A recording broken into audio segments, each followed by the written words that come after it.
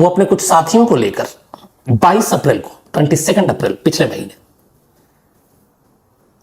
तिरुवनंतपुरम में एक सेक्रेटरीट है, वहां पे सचिवालय, वहां जाकर उसने खुदकुशी करने की कोशिश की। उसने कहा कि पुलिस मुझे फंसा रही है और अशरफ ने मेरे खिलाफ झूठा इल्जाम लगाया है, तो इसलिए अगर पुलिस ने ईमानदारी से काम नहीं किया तो मैं जान दे दूंगा। और वो बाकायदा मिट्टी का तेल, केरोसिन ऑयल लेकर पहुंचा था और सुसाइड करने की धमकी दी। अब अचानक सचिवालय के सामने ऐसी हरकत, पुलिस हरकत में आई और उसने नौशाद और उसके साथियों को पकड़ लिया।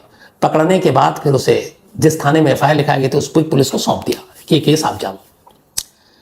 अब अशरफ की शिकायत पर ये तीनों चोर, जिसका उसने इल्जाम लगाया 7 लाख की चोरी, लैपटॉप, बाकी चीजें, पुलिस के हाथ में। अब पुलिस उनसे पूछताछ कर रही है। पुलिस जब तीनों से पूछताछ कर रही है तो अचानक उन तीनों ने अपना मुंह खोलना शुरू किया। और जब मुंह खोलना शुरू किया तो इसके बाद पुलिस के सामने एक ऐसी कहानी आई जिससे खुद पुलिस भी हैरान रह गई। और अब ये तीनों एक तरह से किनारे थे और खुद असली चेहरा सामने अशरफ का था, जो कंप्लेनेंट था, जिसने कंप्लेंट लिखाई थी। पुलिस ने सोचना शुरू किया और यह एहसास हुआ कि कई बार पुलिस को जाकर कंप्लेंट लिखाना, शिकायतें लिखनी, एफआईआर दर्ज कराना कैसे उल्टा पड़ सकता है, कैसे मुसीबत ला सकती है। ये इस केस में देखा गया। इन तीनों ने जब पूछताछ शुरू हुई तो उसने कहा कि जिसने कंप्लेंट लिखाई अशरफ ने, वो कहता हमने चोरी की, ये सब झूठ है, हमने कोई चोरी नहीं की, बल्कि असली गुनहगार, असली मुजरिम तो खुद अशरफ है। आप पता कीजिए, पुलिस से कह रहे ये 350 करोड़ रुपए उसने कहां से प्रॉपर्टी अर्जित की। एक लॉरी क्लीनर, एक ऑटो ड्राइवर देखते ही देखते चंद सालों में इतना अमीर कैसे हो गया। और इसके बाद उन्होंने कहा कि ये वो शख्स है अशरफ जिसने न सिर्फ कत्ल किया, कातिल है, बल्कि उसके इस कत्ल में हमने भी उसकी मदद की। अब जब पुलिस ने यह सुना तो पुलिस हैरान रह गई। उसने कहा कौन सा कत्ल, कैसा कत्ल? तब इन तीनों ने पुलिस को एक नाम बोला। उन्होंने कहा उस शख्स का नाम है सबा शरीफ, जो मैसूर का एक ऐसा डॉक्टर, एक ऐसा हकीम है जिसके हाथ में एक शिफा है। उसकी जो दवा का फार्मूला, उसके लिए दूर दूर से लोग आते हैं इलाज कराने। उस सबा शरीफ का कत्ल किया अशरफ ने। अब पुलिस ने सबा शरीफ की फाइल निकाली, मैसूर से पता किया, पता चला हाँ मैसूर के थाने में उसकी गुमशुदगी की रिपोर्ट दर्ज है 2 अगस्त 2019 से ही। केरल की एक पुलिस मैसूर पहुंचती है, पूरी सबा शरीफ के बारे में जानकारी लेती है, वापस आती है। अब इसके बाद अशरफ को उठाया जाता है, उस अशरफ को जो अभी तक कंप्लेनेंट था। उसके बाद उससे पूछा जाता है ये सबा शरीफ की कहानी क्या। तीनों सामने थे, अशरफ समझ गया कहानी उगल चुके हैं, उसके पास कोई चारा नहीं था। इसके बाद अशरफ कहानी सुनाना शुरू करता है। अशरफ ने सारे पैसे 2 नंबर के जरिए कमाए, गल्फ में भी उसकी गलत सोहबत, यहां आने के बाद उसने अलग अलग बेईमानी से, ब्लैकमेलिंग से और लोगों को डरा धमकाकर इस तरीके से उसने पैसे उगाने शुरू किए, एक अपनी टीम बनाई। फिर उसे अचानक पता चला कि मैसूर में एक डॉक्टर साहब हैं जिनका नाम है सबा शरीफ, बल्कि हकीम है, और खासतौर पर पाइल्स और बवासीर के लिए उनके पास जो इलाज है, जो दवाएं हैं, वो इतनी कारगर है कि लोग दूर दूर से आते हैं। उसने कहा कि अगर ये फॉर्मूला हमें मिल जाए तो मैं इसको गल्फ में और बाकी जगह पर इसको बेचकर काफी पैसे कमा सकता हूं। अब वो इस फार्मूले के पीछे पड़ गया कि आखिर सबा शरीफ और उसके खानदान उस दवाओं में ऐसा क्या मिलाते हैं जिससे लोग ठीक हो जाते हैं और दूर दूर से लोग मरीज यहां इलाज कराने आते हैं। उसे वो फार्मूला चाहिए था और उस फार्मूले के लिए वो कुछ भी करना चाहता था। उसने कई बार इनडायरेक्टली, डायरेक्टली सबा शरीफ से कहा कि आप हमें फार्मूला दें, हम आपको पैसे भी देंगे। उन्होंने कहा यह हमारे खानदानी एक तरह से पेशा है और पीढ़ी दर पीढ़ी हम सिर्फ अपनी औलादों को ही ये फार्मूला देते हैं, बाहर के लोगों को नहीं। कोशिश कर करके हार गया। इसके बाद अशरफ ने फिर अपने बंदे को भेजा 1 अगस्त 2019 को, और ये बहाना किया कि एक बुजुर्ग हैं जो बहुत बीमार हैं और आपकी सख्त जरूरत है, आप चल चले। सबा शरीफ उस वक्त बीमार थे, लेकिन फिर भी उन्होंने टाला कि अगले दिन आ जाओ, कल आ जाओ। लेकिन वो बहाने से बाहर लाया और फिर बैठाकर जबरन उनको निकाल कर लेके चला आया। वहां से उनको केरल लाया गया। केरल में अशरफ के ठिकाने पर रखा गया।